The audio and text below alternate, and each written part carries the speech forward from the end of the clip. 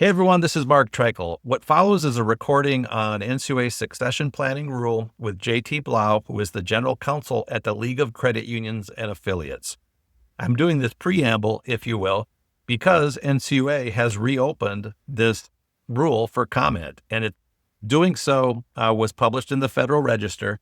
NCUA is taking comments through June 23rd, and this is because of President Trump's mandate to regulators saying that they wanted all regulations that had not been finalized to be reviewed. So Hauptman, the board at NCUA, is trying to comply with that, and they are seeking comment. And that makes this even more timely because if you like this rule, you can comment. If you dislike this rule, you might be able to make changes. I made comments on this rule, the only rule I've yet officially commented to on NCUA, because I thought there were some flaws with it.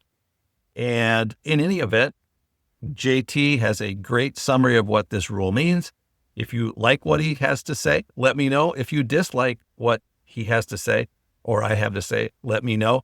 And more importantly, comment again or comment for the first time if you'd like to have your thoughts considered by NCUA. Without further ado, here's JT.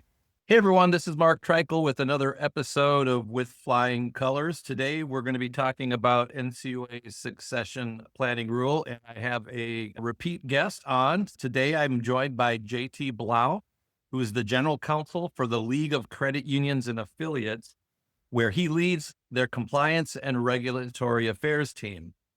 The league represents and advocates for credit unions in Alabama, Georgia, Florida, and Virginia.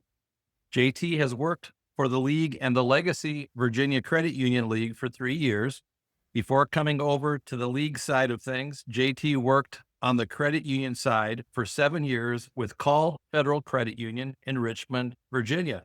JT, how you doing today? I'm good, Mark. How are you doing? I'm doing great. I'm excited to talk to you about succession planning, which is an important topic. For those who haven't heard JT's last podcast, he spoke about NCUA's ability to evict or expel. What's the right word I'm thinking about? The bylaws allow you to kick a member. It was the member expulsion rule. Expel.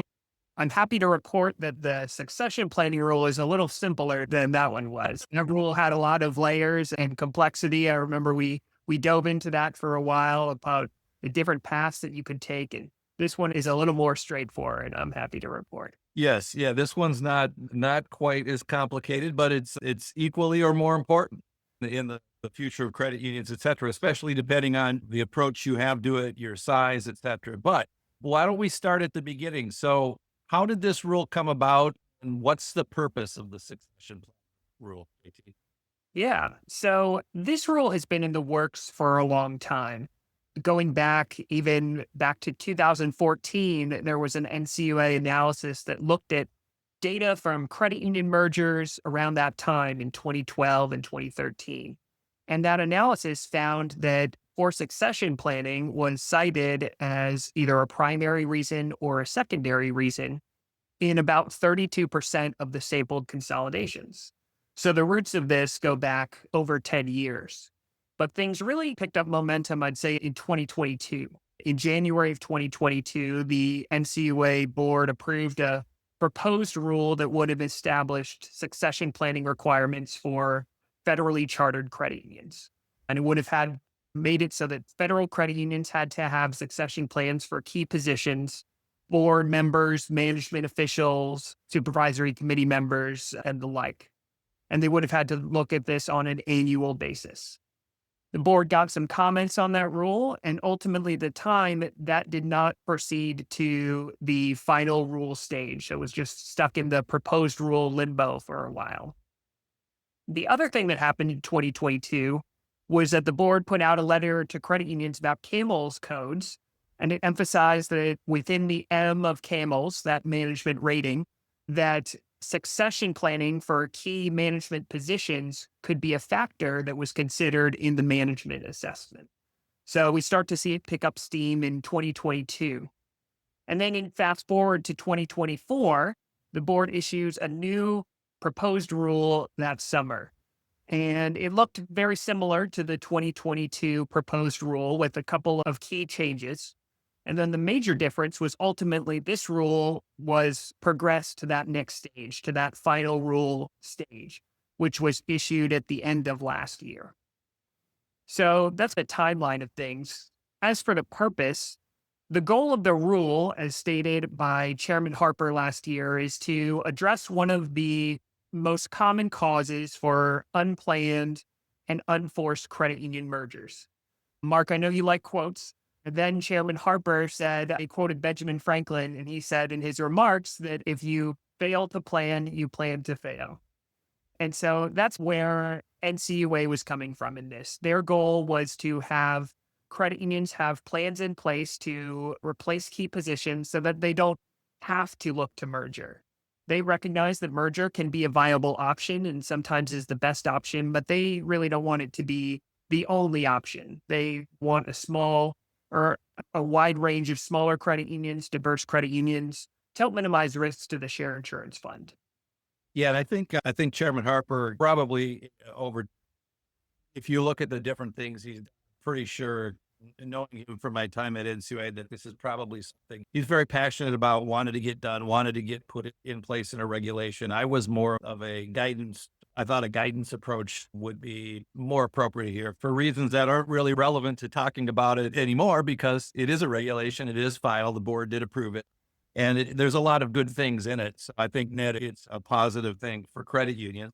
I know that one of the questions that come up as it relates to regulation is who does it apply to? Does this, JT, does this rule apply to all credit unions or just federal credit unions? Said another way, are state chartered credit unions required to comply with this? Yeah, great question. And something we always got to look at in anything coming out of NCUA. And the answer on this one is that the final rule does apply to both state charter and federal chartered credit unions. That was one of the key differences between the 2022 proposed rule and the 2024 proposed rule. The 2024 proposed rule, and it ended up being the case in the final rule, applies to both federal credit unions and federally insured state chartered credit unions. That being said, they did include language that says that if your state regulator has succession planning requirements, they're going to defer to the state requirements to make sure that there's no conflict. So if you're a state chartered credit union, the first thing I would do is look to see if your state has succession planning requirements. If they do, that's what you're going to follow. And if they don't, then the NCUA final rule is going to apply to you. And I'm trying to think through the politics of this. If my memory serves me right, 2022, Harper was chair, but there were two Republicans when they proposed that first rule. And my recollection is that the Republicans listened to NASCUS a little bit more than maybe the Democrats did. And that was carved out to get the vote to go forward. Then when the rule was reproposed, it was two Democrats and one Republican. And I think Harper probably was able to convince Otska that change would be Yes. appropriate for the proposal and the final rule. In any event, it does apply for both. And with that carve out, like you said, if they have their own rule, that's a thoughtful way to handle that side of it, it would seem. Yeah, you're right on the makeup of the board in 2022. We were in the H era, right? Houtman, Harper, and Hood. That's right. And the 2024 rule was put forth with board member Otska on the board. Very good. And the one big question that comes into my mind relative to this is who has to be included or is covered in a credit union succession plan? And the inverse of that, who does not need to be included or covered? So what positions, for example, does this regulation apply to? Yeah, great question. So in the final rule itself, we have a section called covered positions. So that's where we want to look to see who has to be in the plan. And in covered positions, it includes board members, it includes management officials and assistant management officials. And that's as those terms are defined in the bylaws. It includes senior executives. And then there's a catch-all at the end. Any other personnel the board of directors deems critical given the credit union's size, complexity, and risk of operations. There's some flexibility in there, but you're mainly looking at board members and key management positions, key senior executives. And it references the bylaws. It references also 70114B2 for the definition of senior executives. So it's regulation that points you to other regulations in terms of the definition. So we got to look at the whole big picture and make sure we've got everybody covered. In terms of who is not included in the final rule, there were some people who were in the proposed rule in 2024 that were not ultimately included in the final rule. Key members of this include supervisory committee members, credit committee members, if your credit union has a credit committee, and loan officers. The proposed rule in 2024 included all three of these groups, and ultimately in the final rule, those were taken out. Now, you can have those positions in your succession plan, but you don't have to. They're not required positions like your board of directors or your senior executives.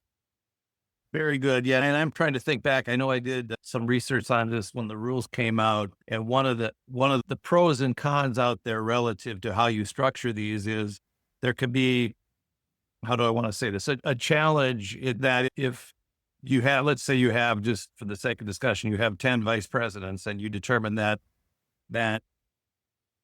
8 of those meet the definition of senior executive and the other 2, for whatever reason, based on what their responsibilities are, don't require a succession planning, that in some instances, a position not being included can create some negative where this rule is trying to propose paths and maybe career ladders. Wherever you stop it, that can be viewed as a bridge. My positions aren't quite as important. And I'm not asking for your thoughts on that, but I remember finding some research on it relative to it. That's something that a credit union needs to control the narrative so that those staff members who don't fit into those positions are viewed as important as these other positions and have a path to get to these other positions. Anyway, that's just an editorial comment outside of the regulation. The other thing that I think is interesting is you look at the scope of credit unions from large to small.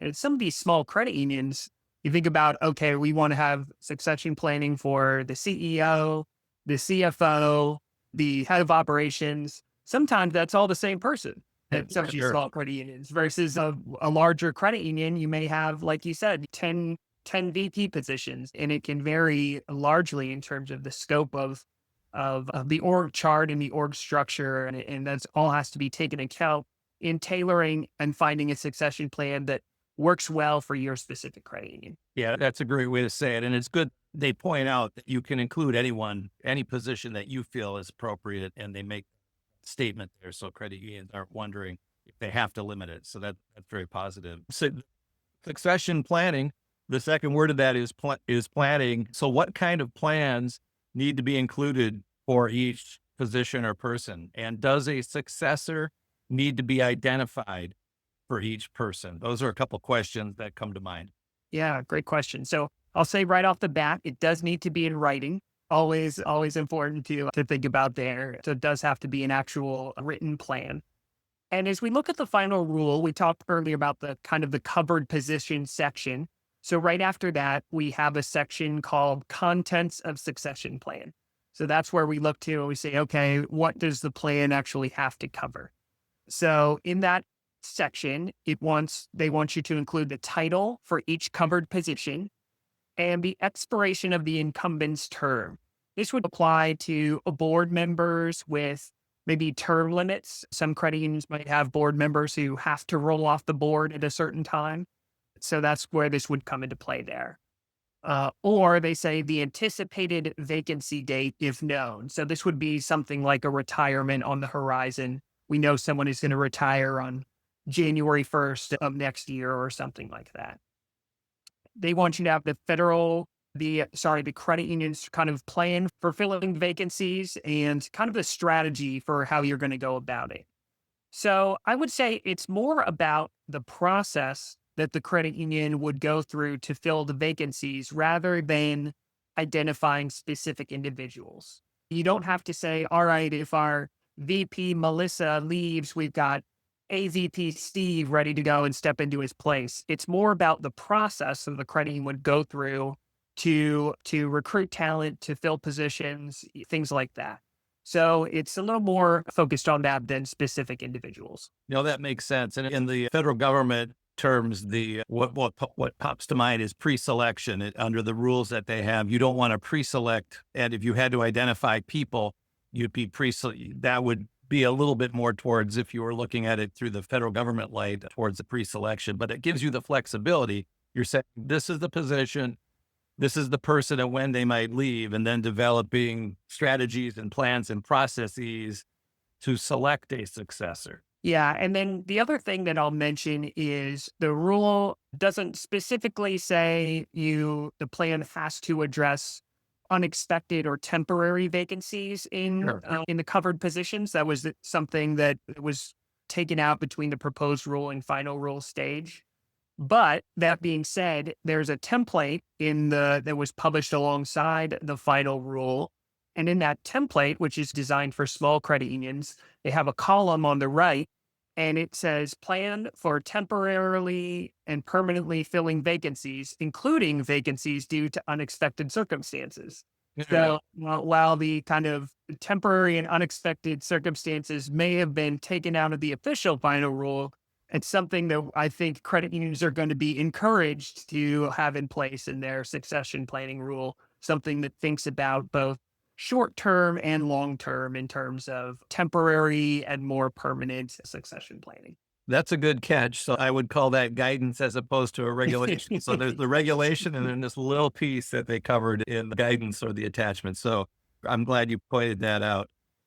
The rule is final. And when does the rule become effective? When do credit unions need to have their plans in place? And then once they have that plan in place, I presume at some juncture they need to take a look at it again. What can you share relative to the effective date and the review process of the policy? Yeah. So the final rule was approved by the board in December of 2024. And they wanted to give credit unions some necessary time to develop these plans. So they set the effective date for the final rule as January 1st, 2026. This coming January 1st, that's when we have to have these plans in place. And there's also some training elements of this for the board. One of the ways that this is written out is that regulations that are currently in place that set forth the general authorities and duties of board members. And one of those is that board members have to have a working familiarity with kind of finance and accounting practices and the ability to ask questions about it. So what they did was they took that section and they basically added the succession plan to the things that board members have to have a working familiarity with and be able to ask questions about. So it's not just enough that you get one in place, you have to have it approved by the board, but also your board members have to have a working familiarity with your succession plan.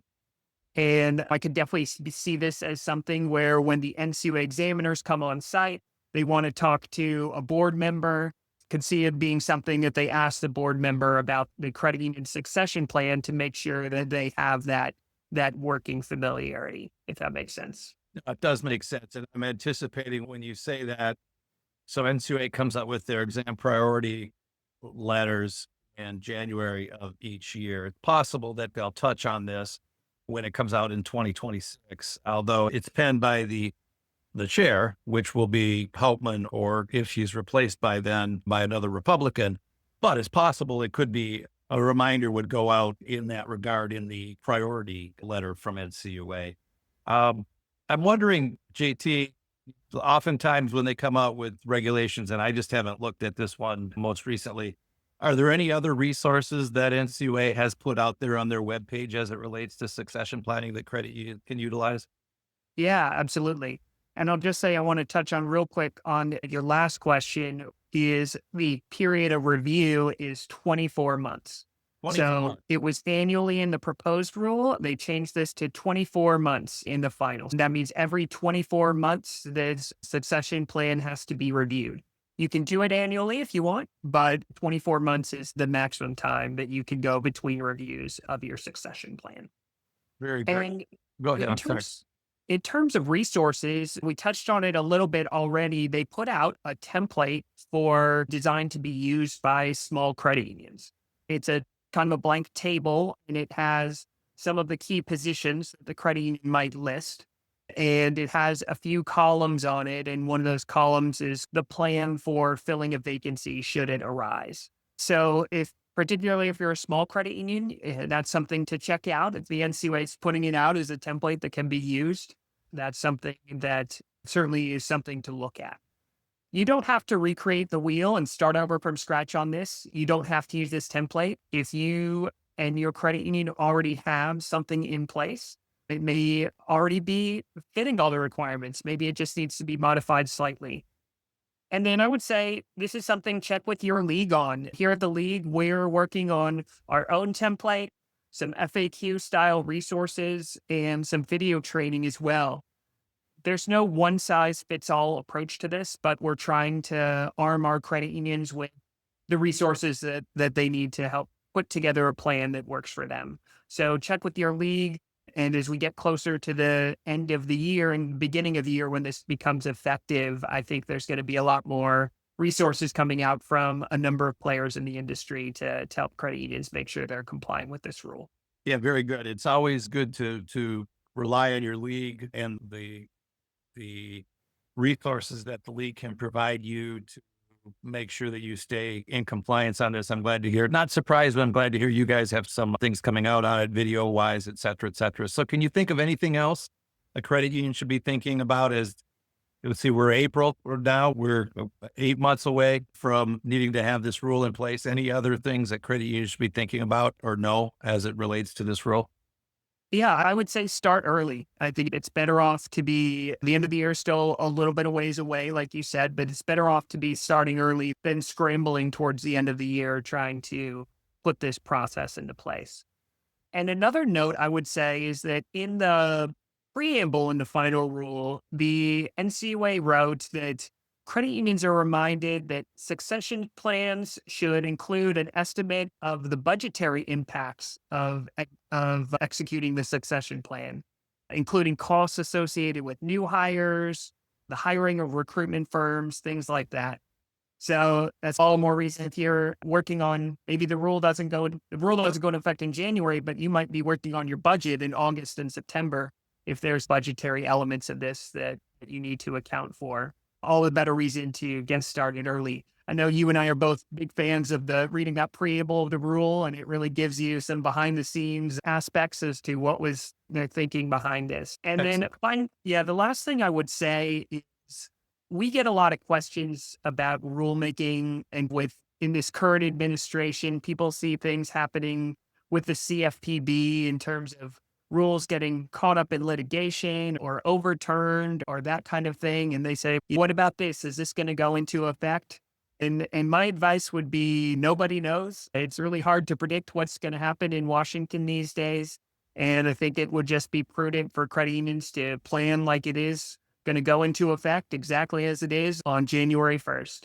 Things move fast, and it's possible that while we're recording this today, between now and when it comes out, something could change with this, but I think it's best to prepare as if that's not going to happen. Great advice, JT. Yeah, things happen fast in this current world we're living in. But all that being said, I would bet that this rule stays in place. A lot of good principles here. And if people are looking to overturn things, I don't necessarily see this as one that would fall into that category. And as you said, I do love the preambles. I kind of look at a regulation as a 3-act play. And maybe in this instance, it was 4 because there were 2 proposals, but there's the proposed rule, the preamble, and the final rule. And oftentimes the preamble will tell you what the board's thinking, just as you described. So I'm glad you brought that up here to the listeners. JT, this has been a lot of good information here. I appreciate your time. If someone has listened to this and wants to chat with you about it or wants to pick your brain on something else, what's the best way for them to be able to reach you? Absolutely. You can go to our website. It's excuse me. It is the hyphen .coop, COOP. You can also email me, jt.blau at the-league.coop. feel free to get in touch. And like I said, we're working on our resources for credit unions, a variety of forms. Happy to share those with anybody who would like them. And yeah, that's just the best way to reach us. And this is a collaborative thing. We're all in this together. Everybody's in the same boat trying to work on this. And I'm a big fan of sharing resources and best practices to help everybody out. Very good. Yeah, we all got to row that boat. Collaborative it's those credit unions are all about. So JT, I want to thank you so much for being available. It's great to see you at GAC. Great to see you here on the video today. And thanks for your time. Thanks, Mark. It's great to be back and happy to walk through this with you. Very good. And listeners, I want to thank you as always for listening. I hope you'll listen again soon. This is Mark Treichel signing off with flying colors.